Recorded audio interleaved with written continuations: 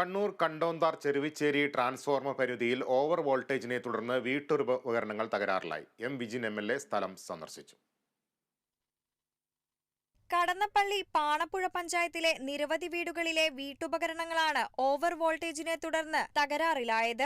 TV, fan, mixie, bulb, fridge തുടങ്ങിയ ഉപകരണങ്ങളാണ് ഉപയോഗശൂന്യമായത്.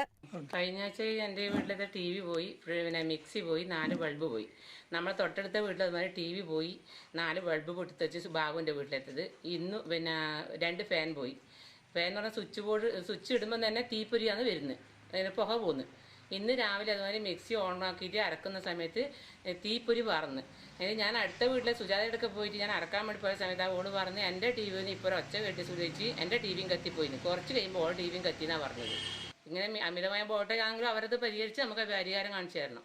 ഇത് രണ്ടാം തവണയാണ് സമാനമായ രീതിയിൽ ഓവർ വോൾട്ടേജിനെ തുടർന്ന് ഇലക്ട്രോണിക് ഉപകരണങ്ങൾ തകരാറിലാകുന്നതെന്ന് നാട്ടുകാർ പറയുന്നു. KSEB അധികാരികളെ ഞാൻ നേരിട്ട് വിവരം അറിയിച്ചപ്പോൾ അവർ വന്ന് താൽക്കാലികമായി ഒരു പരിഹാരം കണ്ടിട്ട് ഇപ്പോൾ തിരിച്ചു പോയിട്ടുണ്ട്. പക്ഷേ അടിക്കടി ഉണ്ടാകുന്ന ഈ ഓവർ വോൾട്ടേജും ഈ ഇലക്ട്രോണിക് ഉപകരണം കത്തി നശിക്കുകയും ചെയ്യുന്നത് ഈ ഭാഗങ്ങളുള്ള വീട്ടുകാർക്ക് വലിയ ഒരു ബുദ്ധിമുട്ടായി തീരുകയും ഉപകരണങ്ങൾ പ്രവർത്തിപ്പിക്കുവാൻ ഒരു ഭീഷണിയായി തീരുന്ന ഒരു അവസ്ഥയാണ് സംജാതമായിട്ടുള്ളത്.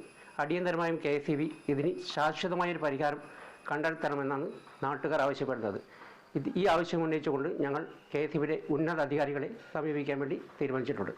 എം വിജിൻ MLA നാശനഷ്ടം സംഭവിച്ച വീടുകൾ സന്ദർശിച്ചു. വിഷയത്തിൽ വിശദമായ അന്വേഷണം നടത്തി റിപ്പോർട്ട് സമർപ്പിക്കാൻ KSEB ഉദ്യോഗസ്ഥർക്ക് നിർദ്ദേശം നൽകിയിട്ടുണ്ടെന്ന് MLA പറഞ്ഞു.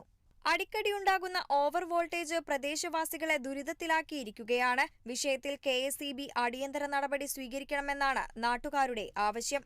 Kerala vision news, Kannur.